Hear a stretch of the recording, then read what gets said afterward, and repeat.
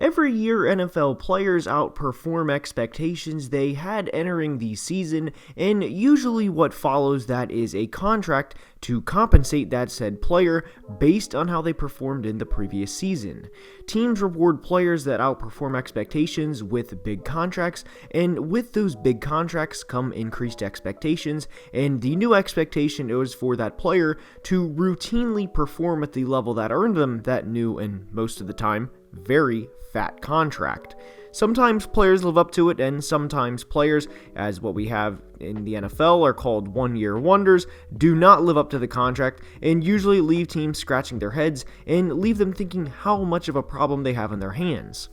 And we're going to discuss several examples of that in today's video, and one thing I would like to clear up is if I do say a player, it's not a personal attack on them as much as it is them professionally not living up to the contract that they signed. So without further ado, let's begin. And we are going to start today's video with the Washington football team and one of their free agent signings from this past offseason in Curtis Samuel. Samuel has been injured, I realize that, and the reason I include him in today's video is if you are Washington entering 2021, so rewind back about 8 or 9 months, with a chance to compete for a Super Bowl, at least that's what their thought process was at the time, with Chase Young coming off of a Rookie of the Year campaign, and a defense that was supposed to take a major leap that, as I would say, through 11 games ultimately did not, they choose to sign a player who had played 16 games just once in his 4-year NFL career, and a player who had 1,000 total yards once, pay him nearly $36 million, with $23 million of that being guaranteed. And not surprisingly, a player who has played 16 games just once in his career has been injured for most of 2021 and has a total of 5 receptions through the team's first 11 games. Terry McLaurin, on the other hand, has been terrific and as advertised and is a true number 1 receiver for Washington, and Terry will soon be compensated for being the player that he is, and good for him, but might I add. And thankfully, in the financial sense for the Washington football team, not having a huge quarterback ready to get a lot of money, because there is a good chance they would have to do something with a contract like Curtis Samuel and a liability to them at this point in time if they needed to get ready to pay a quarterback $150+ million. But to choose to pay a player that has been fully healthy once in 25% of his career, insert the shocked Pikachu meme, well, shocking, he got hurt again. It was not a good decision to sign him, and they are already regretting the decision to do so. Now, to be clear, nothing personal against Curtis as much as it is a business decision to be smart when you're guaranteeing money as a franchise when you are trying to take the next step moving towards a Super Bowl. Next, we go to Cincinnati to discuss not a signing that occurred this past offseason, but one from the 2020 offseason, and it is when the Bengals signed corner Trey Waynes, who was a first-round pick back in 2015 for the Minnesota Vikings, signed to play for Cincinnati. Trey was by no means an all-pro Jalen Ramsey 2.0 corner, but over his 5 years in Minnesota, he displayed that he was an average corner for the Vikings and a number 2 corner that you can work with as an NFL franchise. Average in this case meaning 50% of corners are going to be better and 50% are going to be worse. So when the Bengals signed him to a 3-year deal worth $42 million, I didn't hate the numbers, although I thought they were a little high, don't get me wrong, but I wasn't thinking this was too absurd for a player going to a rebuilding franchise. And despite the Bengals' success in 2021, congratulations to them by the way, they did have the worst record in 2019 of any NFL team, and it is the reason why they drafted Joe Burrow number 1 overall. So having said that, I didn't hate the contract because there weren't going to be many huge contracts during the time Trey's 3-year deal would take place. Now, yes, they will have to extend someone like Jesse Bates, who will soon get an extension by the way, but like with Washington when discussing the Curtis Samuel signing, they're not going to have a 5-year, $190 million deal to handcuff the franchise and not necessarily be able to get the deal done because of Trey's $42 million deal. It's just not going to work out that way. Now, Trey missed the entire 2020 season with an injury, and I get it, injuries happen,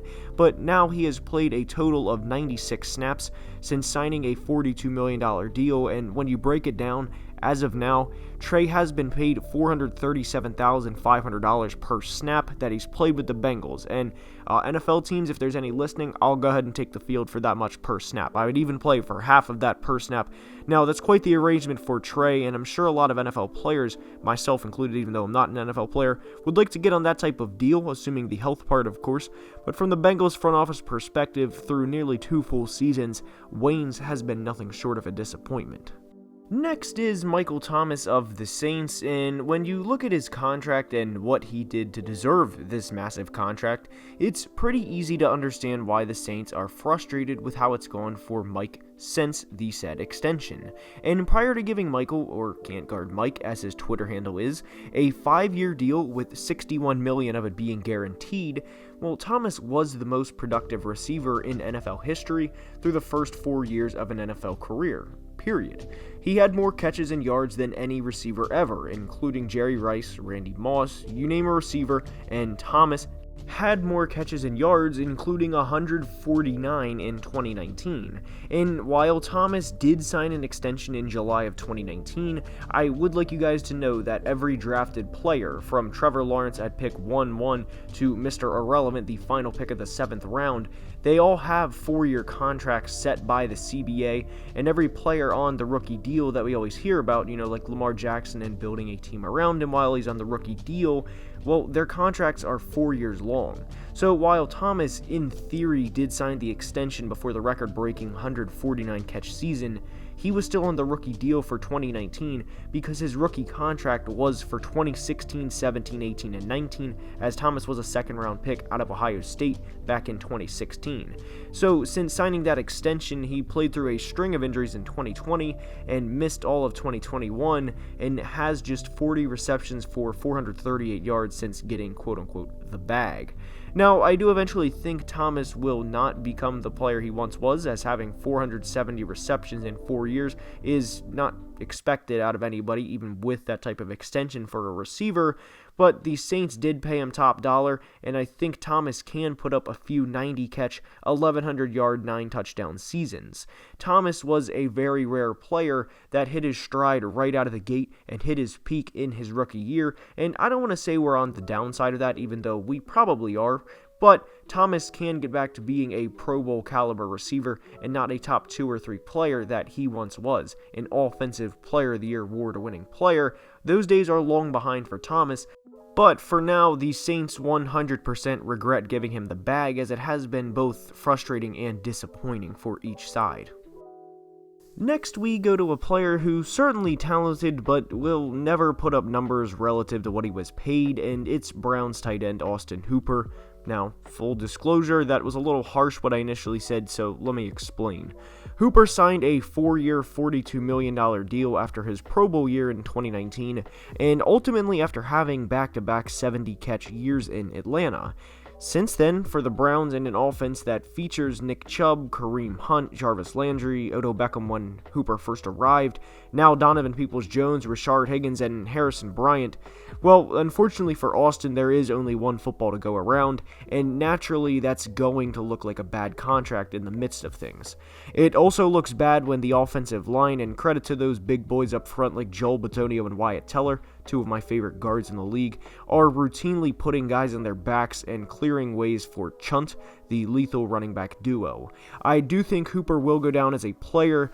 that we did not get to see maximize his career and what he could put up, and you could certainly argue that's on him for choosing to go to Cleveland, but when $40 million is in front of you, I really would not pass it up either. I like Austin Hooper the player and think he's very talented. I just don't think he's in a good situation to justify $10+ million per year, and I do think it looks bad because of that said situation. Now, with that being said, that's all I have for today's video. I do have something quick to say here at the end. I upload nearly every day on TikTok, and I do more fun content on there. Like today, I did a quick one on Mitch Trubisky having more MVPs, as in Nickelodeon Valuable Player Awards, than Patrick Mahomes, Aaron Rodgers, and Tom Brady combined. So I would very much appreciate following on there, as well as subscribing to the YouTube channel if you are not already. Now, with that out of the way, until next time, be safe. Have a great day, and last but certainly not least, I cannot stress this to you guys enough. Love you guys.